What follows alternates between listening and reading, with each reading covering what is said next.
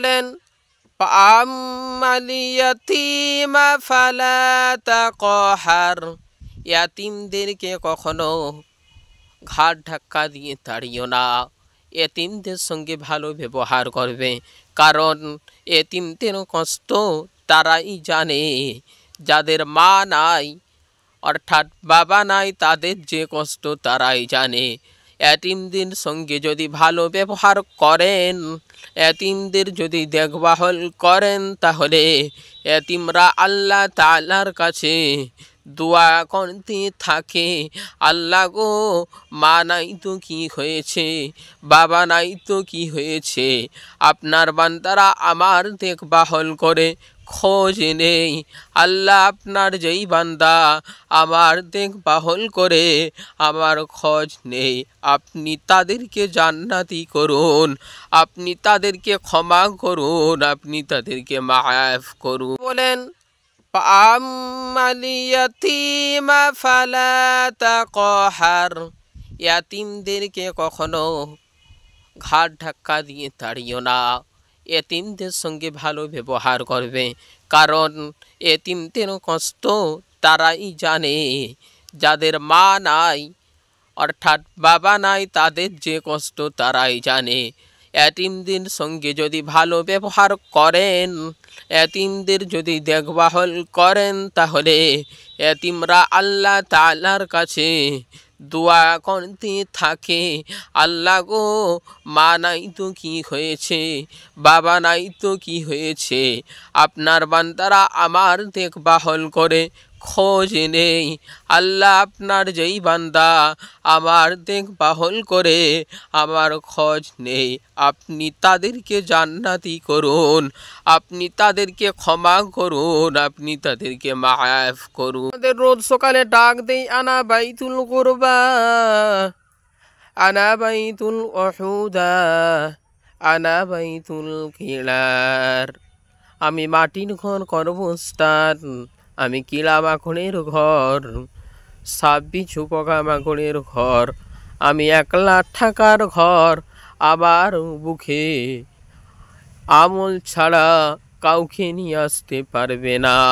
এই পৃথিবীর মানুষ তোমরা যা করো না করো, একদিন আমার বুকে তোমাদেরকে আসতে হবে, তোমাদের আমলটা ঠিক করো। যার আমল থাকবে কাউকে চিনব না, রাজা বাদশাহ ফকির কাউকে চিনব না, যার আমল ঠিক থাকবে সেই রেহাই পাবে, না যার আমল ঠিক থাকবে না সেও আবার খারাপ ব্যবহারটা ঠিক দেখে নেবে। তাই বলি আল্লাহ ওয়ালারা, আল্লাহর বান্দারা কবর যাওয়ার আগে কবর যাওয়ার সামান তৈয়ার করে নিন। আল্লাহ তাআলা বলেন, সৎ ব্যক্তি সে যে মানুষকে আল্লাহ তাআলার দিকে ডাকে এবং নিজে সৎ কাজ করে আর বলে আমি মুসলিম।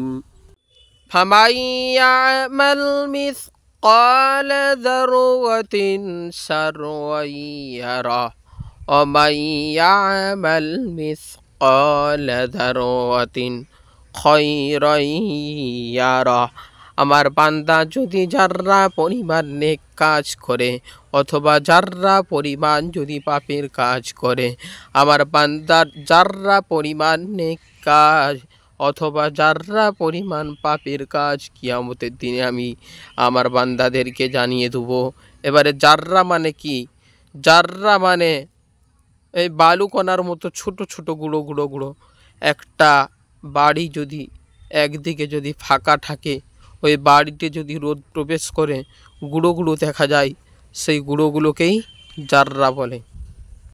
ফামান ইয়ামাল মিসকাল যাররাতিন শাররান ইয়ারাহ ওয়া মান ইয়ামাল মিসকাল যাররাতিন খায়রান ইয়ারাহ, আমার বান্দা যদি যাররা পরিমাণ নেক কাজ করে অথবা যাররা পরিমাণ যদি পাপের কাজ করে, আমার বান্দার যাররা পরিমাণ নেক কাজ অথবা যাররা পরিমাণ পাপের কাজ কিয়ামতের দিনে আমি আমার বান্দাদেরকে জানিয়ে দেবো।